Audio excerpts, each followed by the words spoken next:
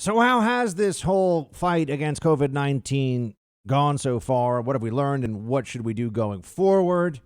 Critical, absolutely essential. This and the election outcome, the two biggest, most important stories at this juncture in America. No question about it. We got somebody with a particular and worthy point of view on this one. He's writing a book about just what I mentioned. David Marcus, who is the New York correspondent for the Federalist. He writes thefederalist.com. He's got a book coming out on this called Charade. I can only assume that means he's actually been paying attention to all the BS we've been subjected to. David, good to see you. Great to see you, Buck. So let's start with this. We got Biden telling us today 100 days of masking.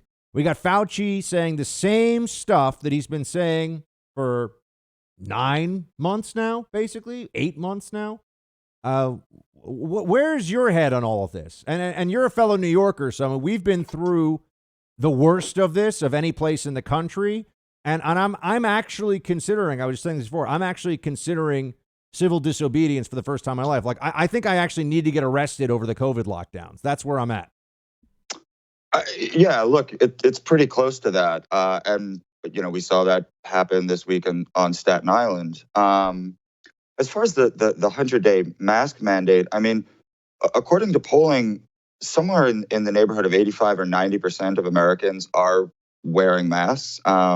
You walk around New York City, they're fairly ubiquitous, even beyond what the CDC has called for. We also look back to that New England Journal of Medicine article from the spring that really clearly made the point that in most quick interactions, the mask doesn't do any good. That it's sort of meaningless because you need to be having a long, like 4-minute interaction to catch it. And that got clarified by the authors, but it never got corrected. They never said, "Oh, no, that's not true." They said, "No, you should go wear your mask." So yeah, I mean, this is literally the least that Joe Biden can do.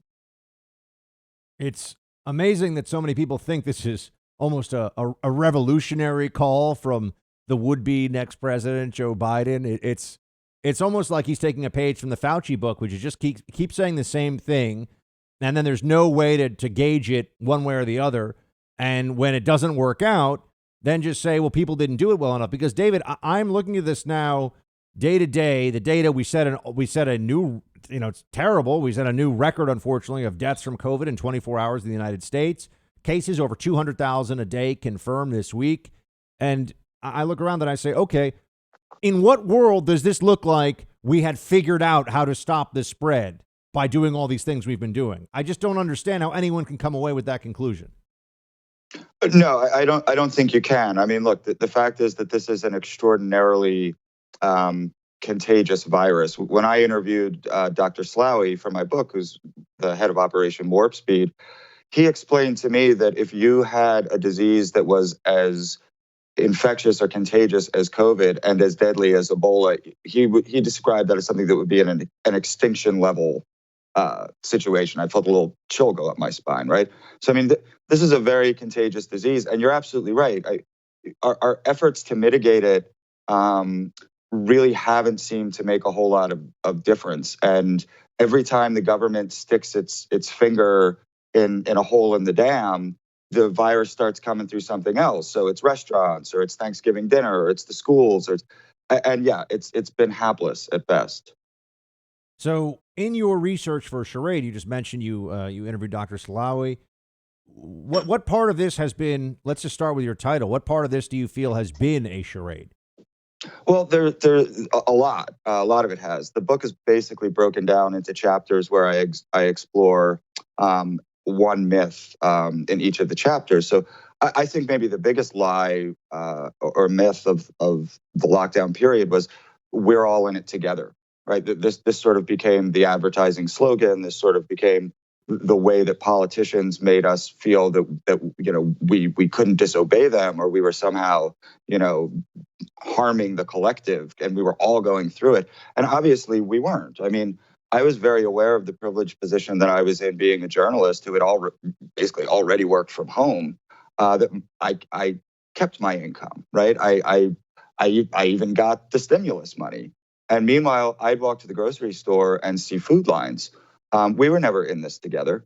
Another is, follow the science. And as we just talked about with the mess, well, I mean, the science changes. Jay Bhattacharya, who's a Stanford professor of medicine at Stanford, he made the point recently that science can't operate if you have what I like to refer to as pandemic correctness. Science can only operate if everybody's ideas are able to be explored. And that clearly didn't happen. We saw that with that New England Journal of Medicine article where they were scolded and then they were cowed. Yeah, I got throttled on social media for sharing the Danish mask study because you're only allowed to share it. And remember, now they actually will shut you down for things because they claim it lacks context, which is just a fancy way of saying, we don't like your editorial bent on this. Even if it's accurate, we don't like your conclusions. So we're going to say that it's not fair enough or something like this to the data, even though it's sharing actual data. So I've had to go through that, which has been quite a truly Orwellian experience. People overuse that term, but it actually does apply here. And I just think that in New York City in particular, and some of these large urban areas across the country, David, there's been an unwillingness to question any of this because I do believe it just got wrapped up in anti-Trumpism. And now I know there's still this election recount lawsuits and all this going on, but every Democrat I know thinks, and I know a whole bunch of them, thinks that Joe Biden is the president and this is all a joke. And they kind of look at me like, okay, so now you're going to stop pointing out the hypocrisy with the lockdowns when people who are, as you mentioned, the elites aren't affected by this. We're not in this together. They are literally sending stay at home, don't see anybody orders from their vacation spots in Mexico, as the mayor of Austin did, right? Like, don't go anywhere. I'm flying private to Mexico.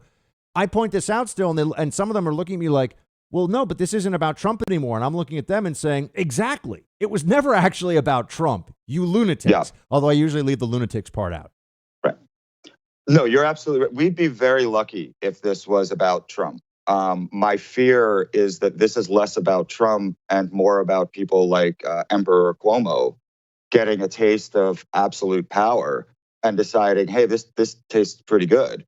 And I still have an excuse to tell people that, now for 10 months, I have to operate under the emergency powers that were given to me by the state legislature. That's happening all over the country. By the way, that's happening by the same people who accuse Trump of being a authoritarian. I mean, what's going on? Yeah, it can't be all these things. We're speaking of David Marcus, who is the New York correspondent for the Federalist. He writes at thefederalist.com. So, David, what do you think is coming? I mean, I made a prediction.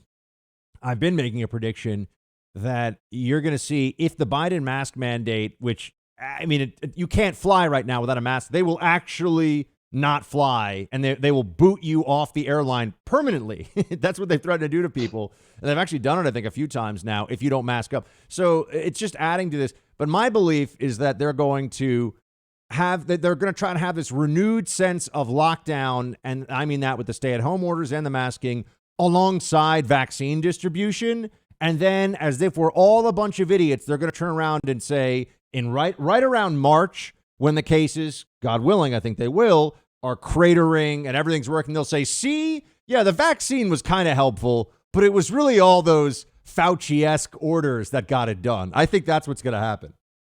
It may well. And look, part of the reason that I wanted to write the book is because the history is already so skewed and so wrong about what's happened that I believe you're right, that'll continue to be the case.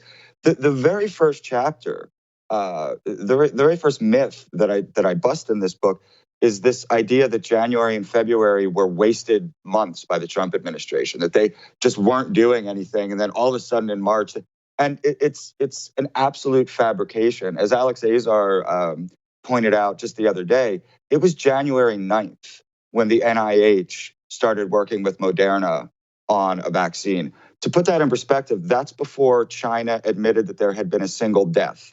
That's before the World Health Organization said that there was human-to-human contact. And that is why we have that particular vaccine today. So, and that was the story, right? How often did you hear that? Oh, well, Trump didn't do anything in January and February. The media just repeated it, and it's a blatant lie. An approvable I was on the Bill blatant Maher lie. show in February, as this audience knows, and was laughed at and sneered at by that audience, which happens if you're a conservative. Doesn't matter who you are, what you do. That's what. Then unfortunately, that's the deal. But you got to go into the lion's den sometimes.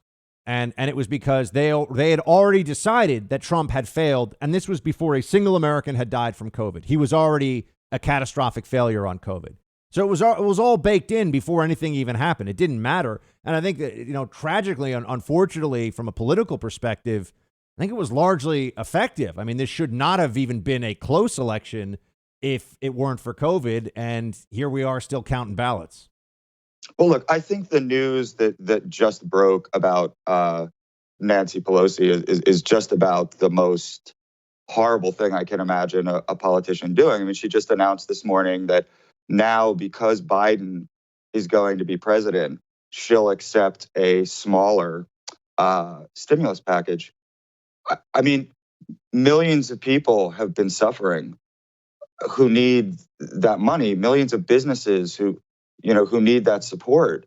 And the fact that she's just blatantly admitting that the only reason that she wouldn't do it was because she wanted Joe Biden to be president. I mean, lie to me, right? Tell me it's because cases are spiking. Say anything else. Don't blatantly tell me that you plunged people into misery for the sake of winning an election. It's a shocking admission. Do you think New York has had, is it fair, or what would be your calculation about whether we could say New York specifically has had the worst leadership? We've certainly had the worst outcomes, but is it fair to say we've had the worst leadership during the COVID outbreak? I don't know, man. I was in Chicago last week, and my understanding is that those kids haven't been back in school at all, and that it's basically like all remote, at least for the public schools. Their restaurants are closed, and man, November in Chicago trying to eat a steak outside under a heat lamp, that's just about over. I was able to manage it, but that's just about done, right? So that's been pretty bad. As you mentioned, Garcetti has been bad. Newsom hasn't. Look, it's a competitive category, but I'm like you. I always want to give New York number one, so we can give it number one with an asterisk, I guess. But I agree with you. Garcetti, I love that with Garcetti, he has said, the quote is cancel everything, but podcasting, which is near and dear to my heart, podcasting is an essential activity. So if you have to leave your home or take some risks for that one, okay, good to know. Because he's got buddies, he's got celebrity friends that want to keep doing their podcasts and go into their studios. David Marcus, he's got a book. When's it coming out, David?